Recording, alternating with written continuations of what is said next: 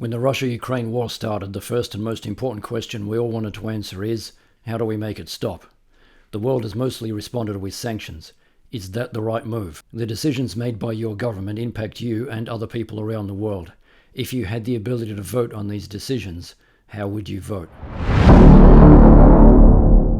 If you're new to my content, One Direct Democracy is a movement for upgrading the global democratic system by taking power away from politicians, putting it in the hands of the people by using direct democracy. It'll also eliminate left and right politics. I've created the technology and a plan for how to make it work. If you want more information about it, check the links in the description. For each episode, I'll pick an important issue, I'll give you an outline of the problem, some suggested solutions, and then you can decide how you would vote. In this case, we'll be talking about the sanctions on Russia. Okay, if you're just looking for another talking head that's not interested in actually doing anything, you're in the wrong place. If you want to be part of the solution, let's get into it. So what's the problem we want to solve? Well, we want the war to stop. So what's the world doing to stop the war? Well, NATO's decided that it doesn't want to get involved directly, because if it does, there's the possibility that the war might escalate to a point where nuclear weapons will be used.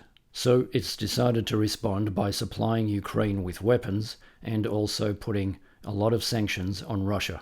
In this video, we're going to focus on the sanctions. So will the sanctions work? Well, the first thing we have to do is understand what exactly it is that has been sanctioned.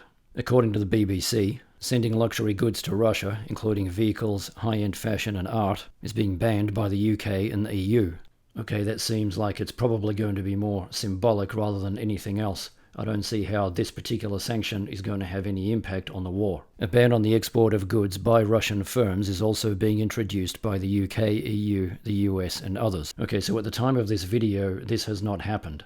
This is the single biggest thing that the world could do but has not done. As we speak right now, there are some bans on some goods and services, but there hasn't been any blanket ban on all Russian goods and services. So this could have a massive negative effect on the Russian economy, but to be clear, it has not happened yet. All Russian flights have been banned from the US, UK, EU and Canadian airspace. The G7, an organization of the 7 richest nations, is stripping Russia of its most favored nation status, which means it will lose many trading benefits. The US is banning all Russian oil and gas imports, and the UK will phase out Russian oil by the end of 2022. Now, Russia produces approximately 11% of the global supply of oil, so this obviously is a big deal. The EU, which gets a quarter of its oil and 40% of its gas from Russia, says it will switch to alternative supplies and make Europe independent from Russian energy well before 2030. But it's important to remember that sanctions are a double-edged sword. Yes, this will hurt Russia, but it will also hurt the countries that are putting the sanctions on Russia. Western countries have frozen the assets of Russia's central bank to stop it from using its $630 billion of foreign currency reserves. So interestingly, this report is not completely accurate. The $630 billion of reserves is correct, but only half of it, or approximately half of it, is in locations outside of Russia. So the whole $600 billion has not been frozen. Only approximately half of it has been frozen. So what are the consequences of this? Well, the first problem is that the Russian central bank will not be able to support the ruble by going into the open market and buying rubles. And that's one of the reasons that the ruble has fallen off a cliff. Some Russian banks are being removed from the international financial messaging system SWIFT, which is used to transfer money across borders. This will delay payments for Russian exports. It's important to understand that the SWIFT system is really just a messaging system.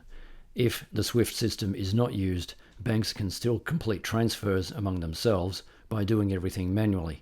So the net result of that is that large numbers of small transactions will get delayed or may never happen, but small numbers of very large transactions can still go ahead.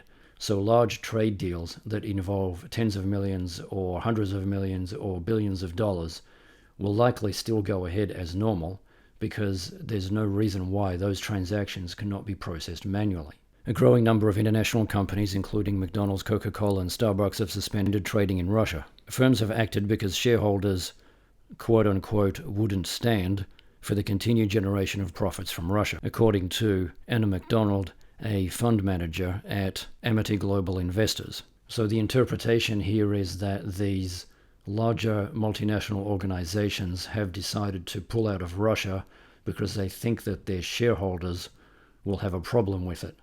It would be more impressive if these larger multinational corporations were pulling out of Russia because they thought it was the right thing to do. But I guess that's a separate issue. Okay, well, how has Russia responded? Russia hit back at Western sanctions for invading Ukraine by imposing export bans on a string of products until the end of 2022. The ban covers exports of telecoms, medical, vehicle, agricultural, and electrical equipment, as well as some forestry products such as timber. Russia's Prime Minister said that the ban would include the export of goods made by foreign companies operating in Russia.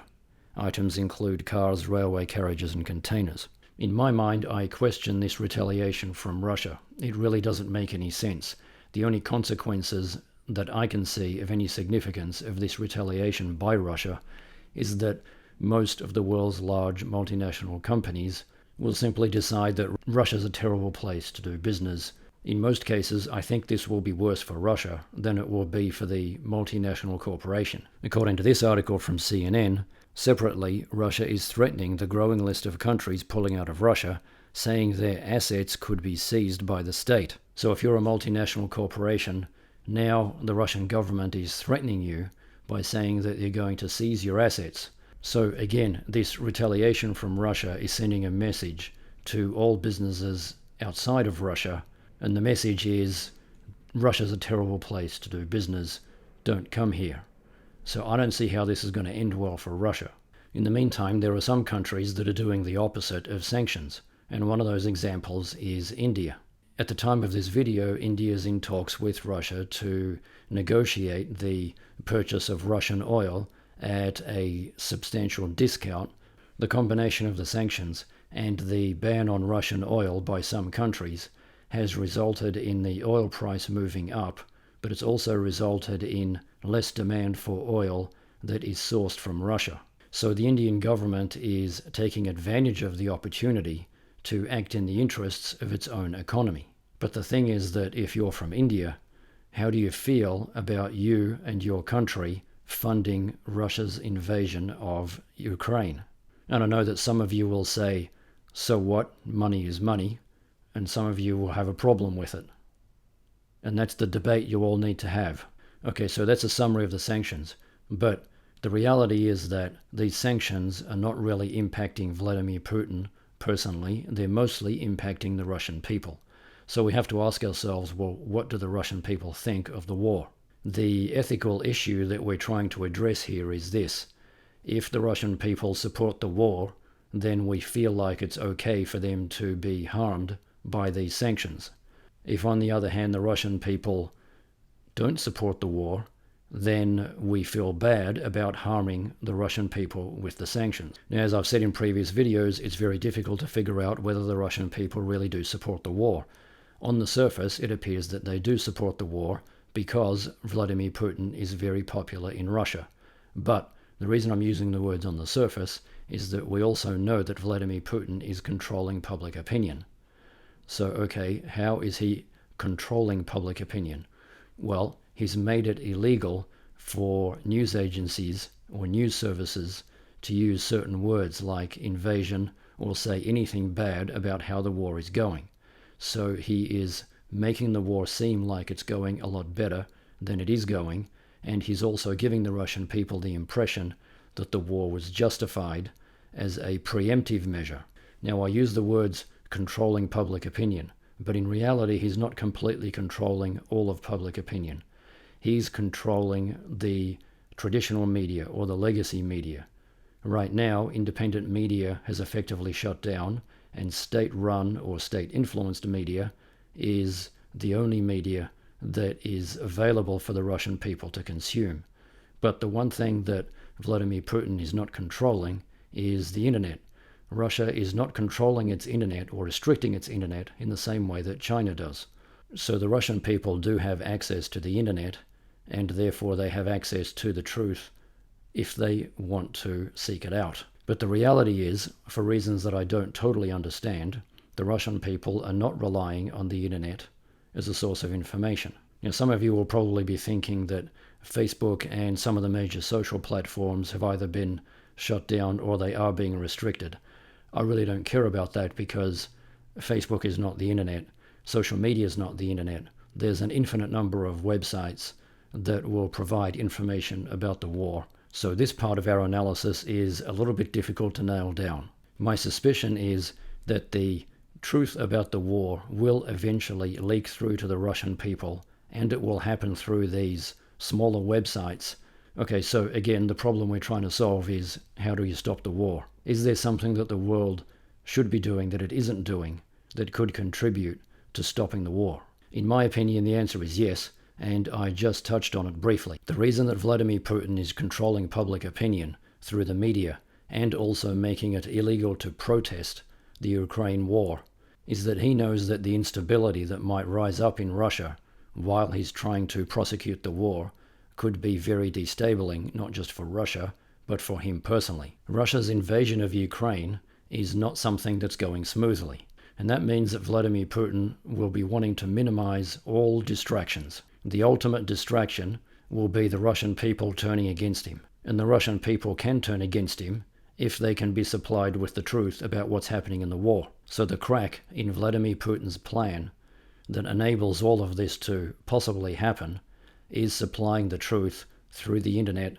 to the Russian people. So in my opinion, the global community should be putting massive effort and resources into finding ways to supply the Russian people with the truth. Okay, so how has the government of your country responded to the war? What sanctions have they put in place or not put in place?